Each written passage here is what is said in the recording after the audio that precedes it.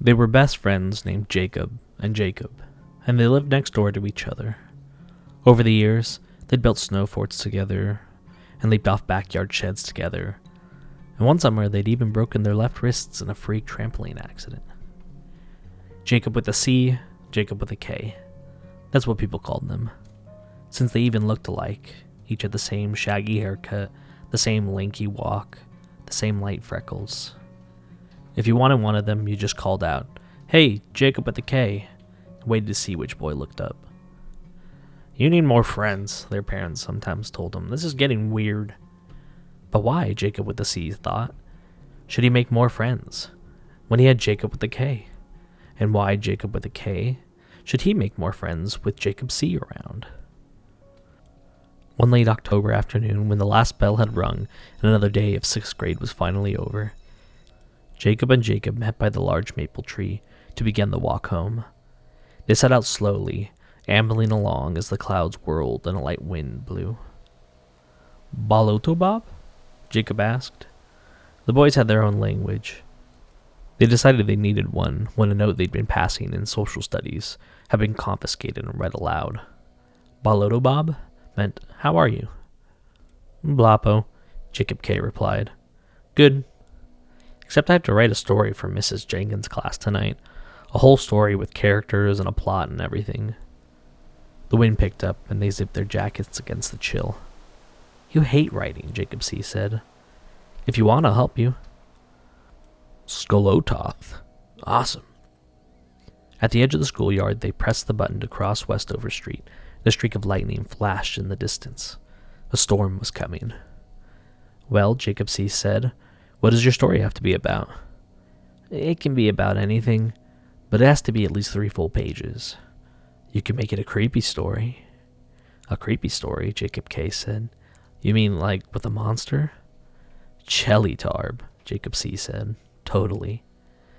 As he said this, the clouds thickened and swirled, and the afternoon's color faded. Even the boys' faces paled in the changing light, taking on the faint yellow tint of old newspapers. "That could work," Jacob K. nodded. "That could be cool."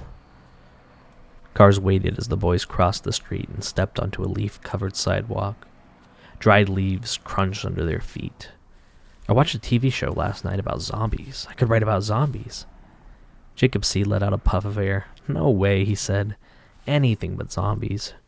They used to be creepy, like a long time ago, but they're like all over the place now. There's zombies in movies and zombie video games. There's even a zombie emoji." "Yeah," Jacob K. agreed. "I guess you're right." "You should make up a new kind of monster," Jacob C. said. In the distance, lightning flashed, and the boys stopped to count the thunder. After 3 seconds, it rumbled. "A new kind of monster?" Jacob K. said. "Like what?" Jacob C. stroked his chin, the way people did in movies when they were thinking. The boys rounded the corner and passed Nigel's jug store. A faded sign in the window showed a smiling woman holding a yellow bottle of laundry detergent. Across the top of the sign said, "Spot be gone. Make stains vanish." "You could call your monster the Vanishers." "The Vanishers?" The wind hissed.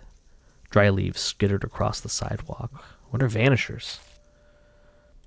"I'm not sure yet," said Jacob C. "These Vanishers are creepy though, right?" Jacob K. said.